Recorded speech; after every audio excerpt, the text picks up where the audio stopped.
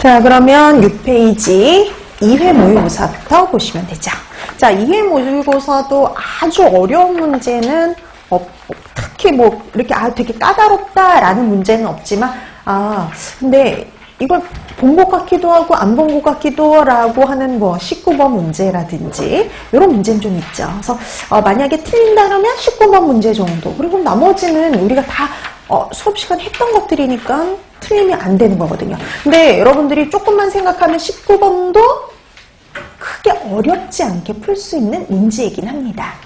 자, 그럼 이제 그 19번을 맞을 수 있느냐 아니냐 이거에 따라서 또 한 문제가 차이가 생겨버리는 거죠. 우리가 또 이렇게 문항수가 또 이렇게 작다 보니까 한 문제에 의해서도 당락이 결정이 될 수 있기 때문에 놓치시면 안 돼요. 그래서 되도록이면 처음 볼 것 같은 문제다라고 싶어도 여러분들이 알고 있는 것들을 최대한 활용을 해서 생각을 해서 문제를 푸실 필요는 있어요.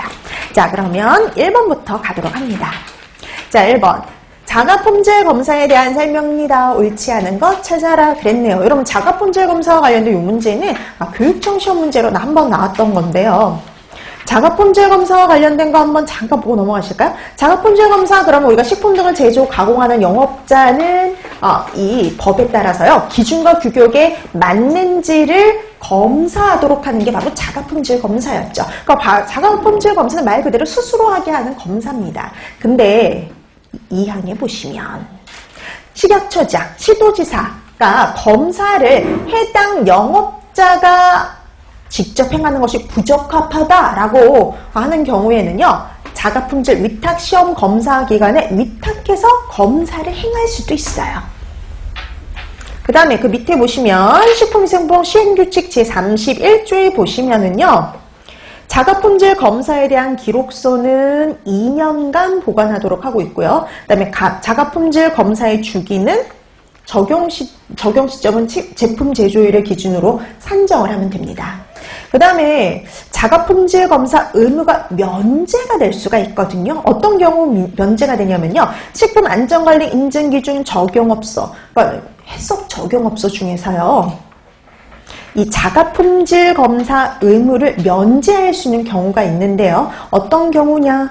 조사평가 하잖아요. 연 1회 이상 우리가 조사평가하도록 하는데, 그 조사평가한 결과가 만점의 95% 이상인 경우는 면제가 될 수 있습니다.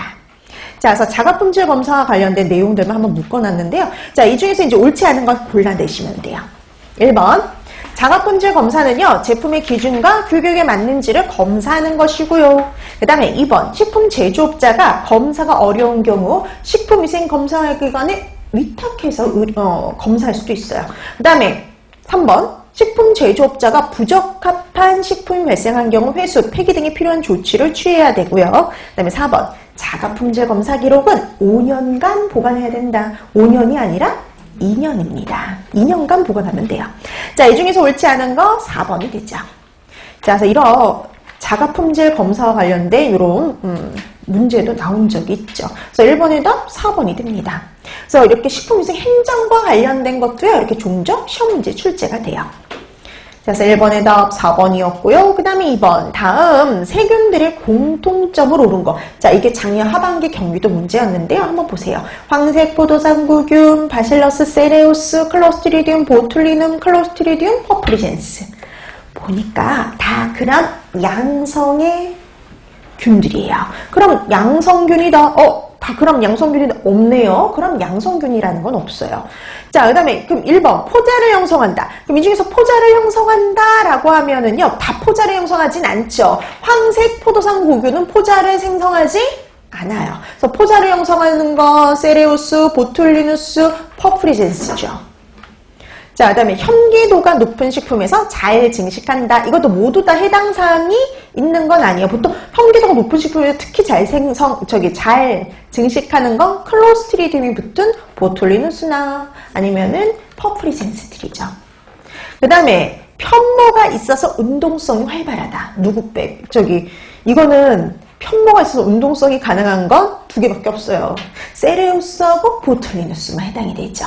왜냐면 황색 포도상구균하고 퍼플리젠스는 편모가 없잖아요. 편모가 없어요. 편모가 없어서 운동성이 없습니다. 그래서 이 공통적인 거는요, 3번이에요. 독소를 생성해서 식중독을 유발할 수가 있죠. 황색 포도당 구균 보툴리누스는요, 식품 중에서 독소를 생성을 해서, 그 다음에 세레우스의 구토염도 식품 중에서 독소를 생성해서 식중독을 유발